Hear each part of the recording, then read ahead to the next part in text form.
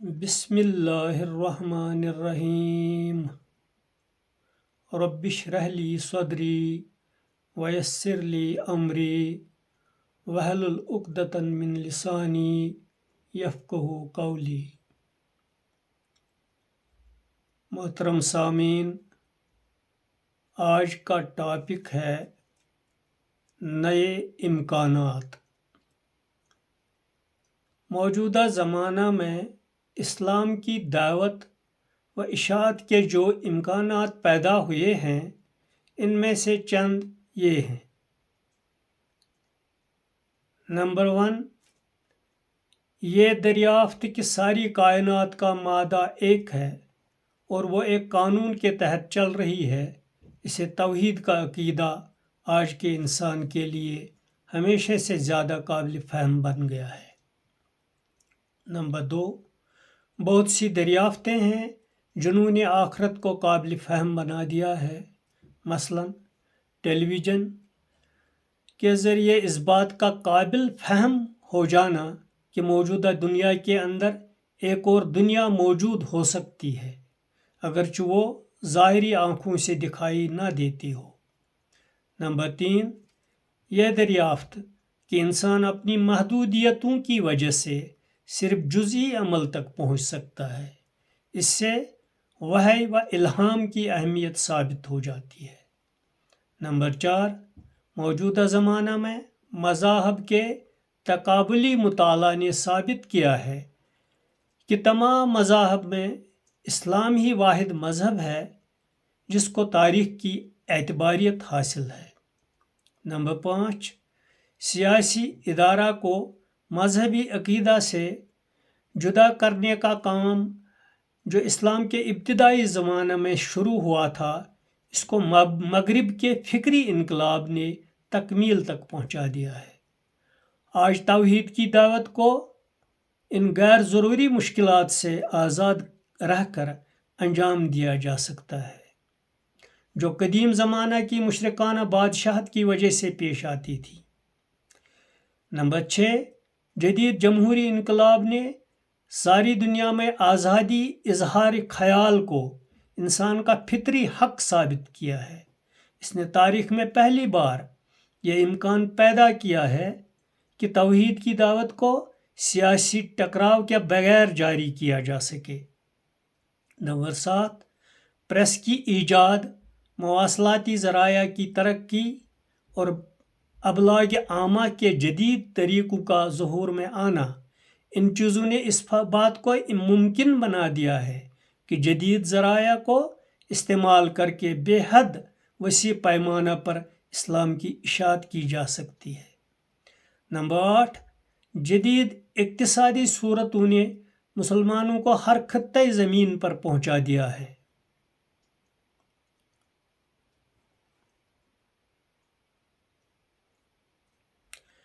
ان مسلمانوں کو منظم کر کے اسلام کی دعوت کو بیک وقت عالمی سطح پر شروع کیا جا سکتا ہے جو اس سے پہلے کبھی ممکن نہ ہوا تھا۔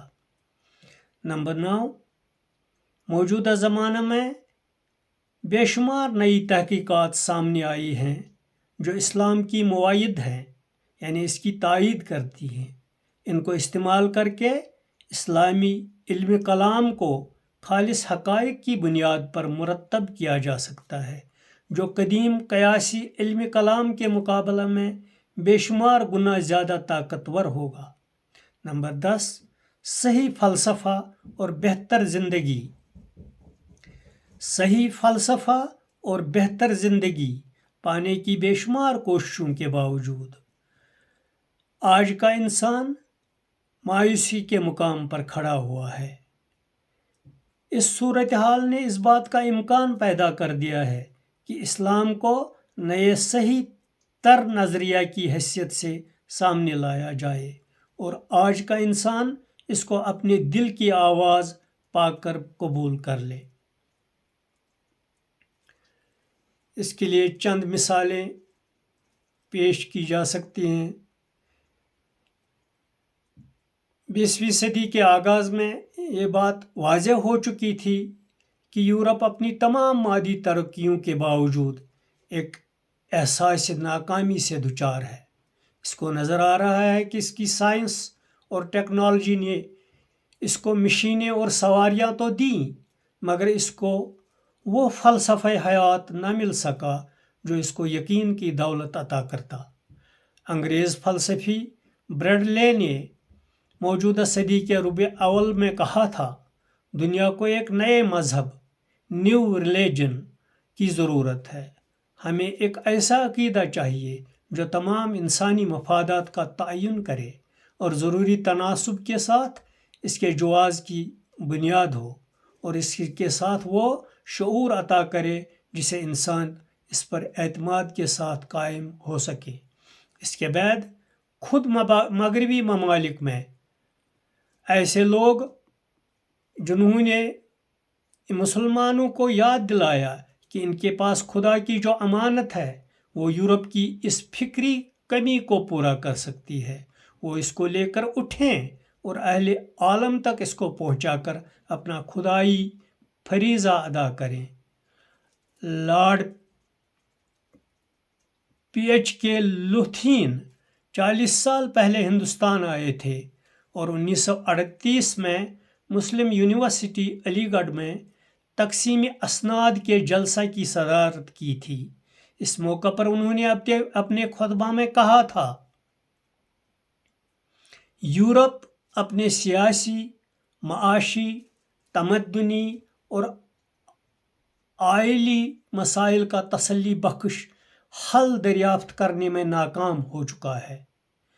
آپ حضرات کا دعویٰ ہے کہ اسلام زندگی کا مکمل دستور العمل ہے اور اس میں اجتماعی مسائل کا بہترین حل موجود ہے۔ میں آپ کو مشورہ دیتا ہوں کہ آپ بلاد مغرب میں جا کر وہاں کے باشندوں کو اسلام کی تعلیمات سے آگاہ کریں۔ یہ خطبہ تقسیم اسناد کے موقع پہ کہا گیا تھا۔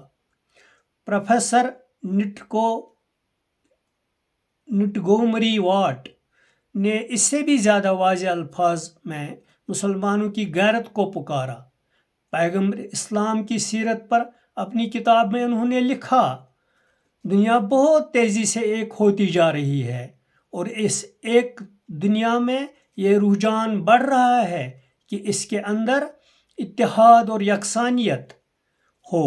اس رجحان کی وجہ سے یقیناً وہ دن آئے گا جب کہ یہاں اخلاقی اصولوں کا ایک ایسا نظام ہوگا جو نہ صرف عالمی جواز رکھتا ہوگا بلکہ فی الواقع وہ ساری دنیا میں تسلیم کیا جا چکا ہوگا۔ مسلمانوں کا دعویٰ ہے کہ محمد صلی اللہ علیہ وسلم تمام نوع انسانی کے لیے ایک عملی اور اخلاقی نمونہ ہیں۔ یہ کہہ کر وہ دنیا کو دعوت دے رہے ہیں کہ وہ ان پر رائے قائم کر سکے۔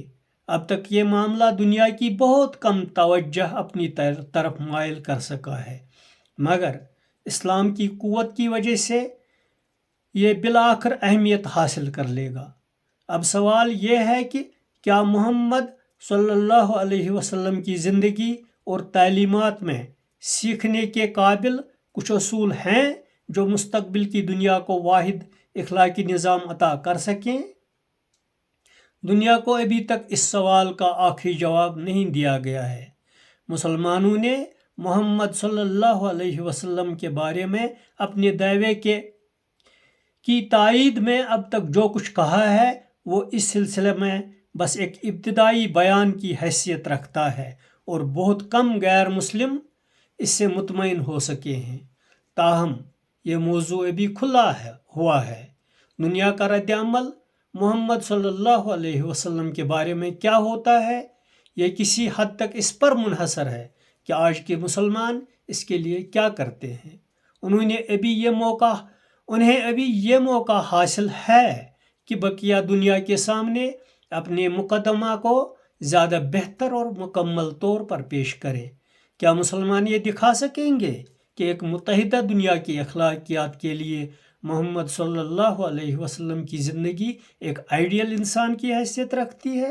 اگر مسلمان اپنے مقدمہ کو بہتر طور پر پیش کر سکیں تو عیسائیوں میں وہ ایسے لوگ پائیں گے جو اس کو سننے کے لیے تیار ہیں۔ صفحہ 333۔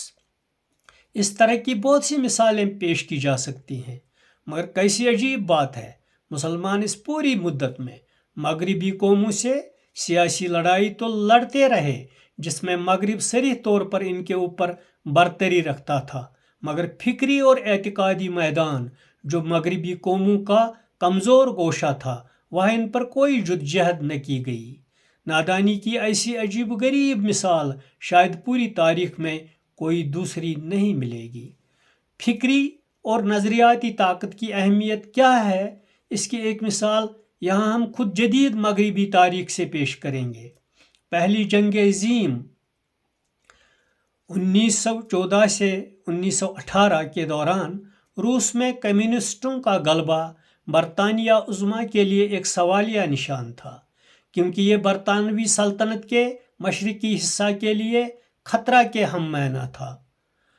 نومبر 1918 میں انگریز فوجی افسروں کا ایک وفد صورتحال کا جائزہ لینے کے لیے سمرقند پہنچا۔ اگرچہ بظاہر یہ بتایا گیا تھا کہ یہ ایک تجارتی وفد ہے اور وہ وسط ایشیا کی کپاس کا سودا کرنے جا رہا ہے، وفد کے ممبران یہ تھے: کرنل بیلی، کرنل ایتھرٹن، میجر بلیکر۔ واپسی کے بعد کرنل ایتھرٹن نے ایک کتاب لکھی جس کا نام ہے وسط ایشیا کے قلب میں۔